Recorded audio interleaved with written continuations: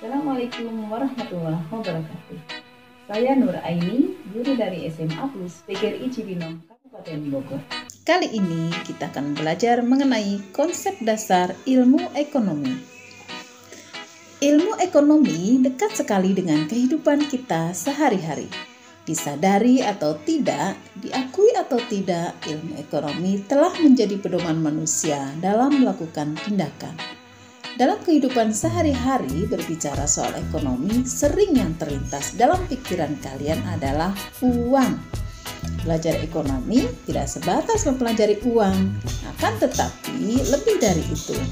Ilmu ekonomi mencakup persoalan yang luas dalam kehidupan kita sehari-hari.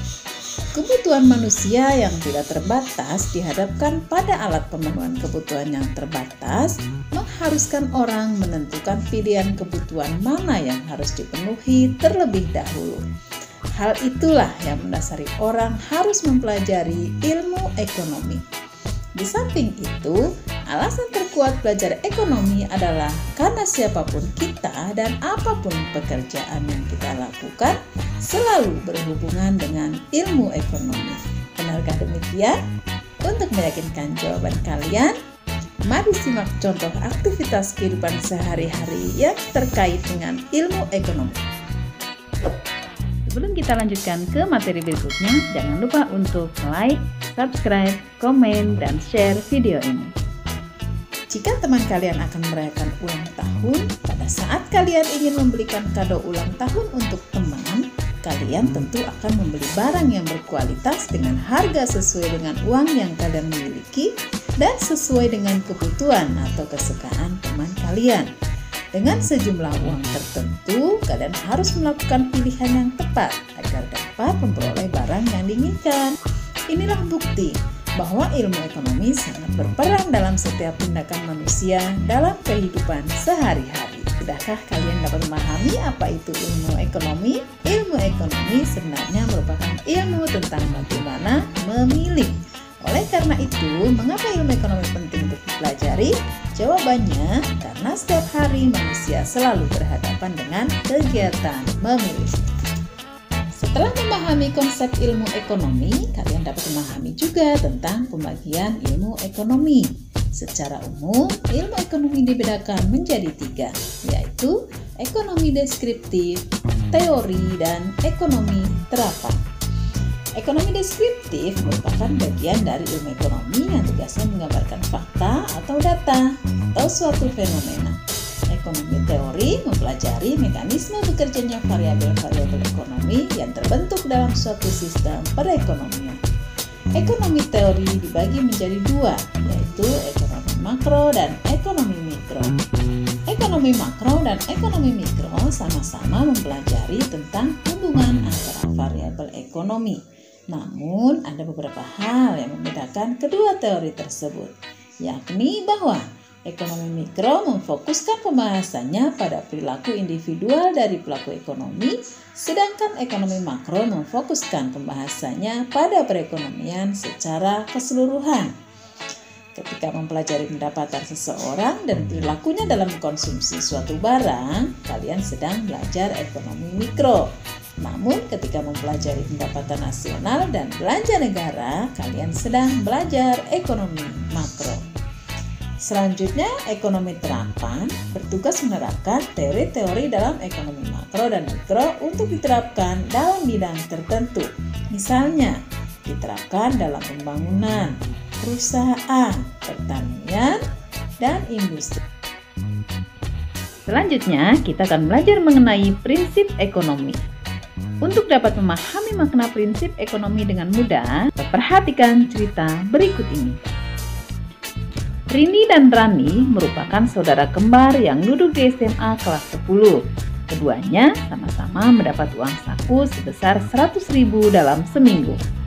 Rini selalu membuat daftar barang-barang yang akan dibeli dalam seminggu.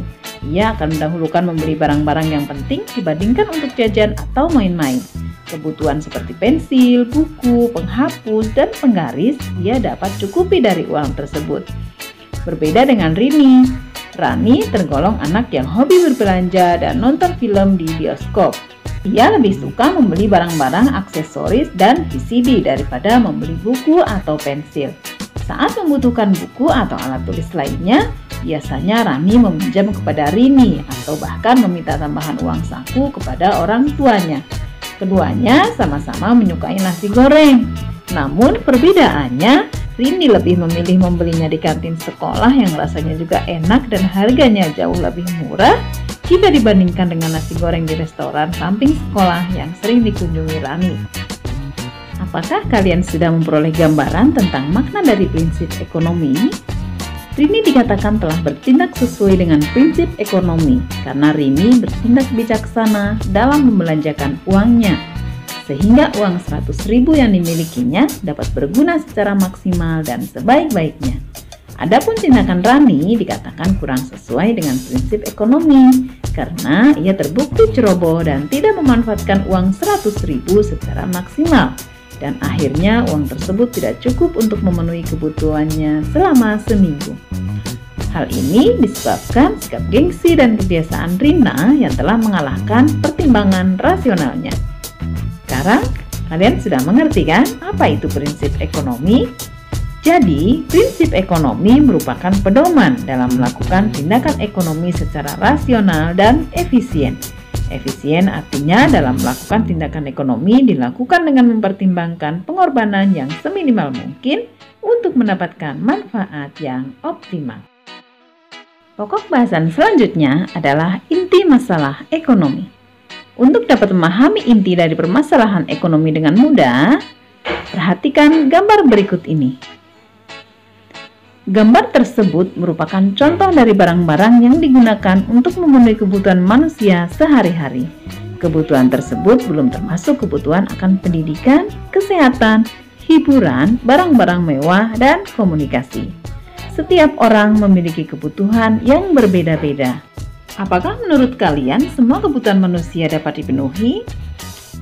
Tentu tidak. Kebutuhan hidup manusia banyak sekali dan beraneka ragam. Sedangkan barang dan jasa sebagai alat pemenuhan kebutuhan tersedianya relatif terbatas. Kenyataan inilah yang menjadi inti masalah ekonomi, yang dengan satu kata biasa disebut dengan kelangkaan. Kelangkaan tidak berarti segalanya mutlak sukar diperoleh atau ditemukan. Dikatakan langka karena alat pemenuhan kebutuhan yang tersedia tidak cukup untuk memenuhi kebutuhan manusia. Ketika menghadapi masalah kelangkaan, tindakan yang harus kalian lakukan adalah melakukan pilihan yang tepat dari berbagai alternatif yang tersedia. Bagaimana cara memperoleh pilihan yang tepat? Untuk memperoleh pilihan yang tepat, kalian harus membuat skala prioritas. Skala prioritas merupakan urutan kebutuhan berdasarkan tingkat kepentingannya. Setelah kebutuhan yang paling mendesak terpenuhi, maka kita baru boleh memikirkan bagaimana pemenuhan kebutuhan lainnya. Penuhilah terlebih dahulu kebutuhan yang paling mendesak dan paling penting.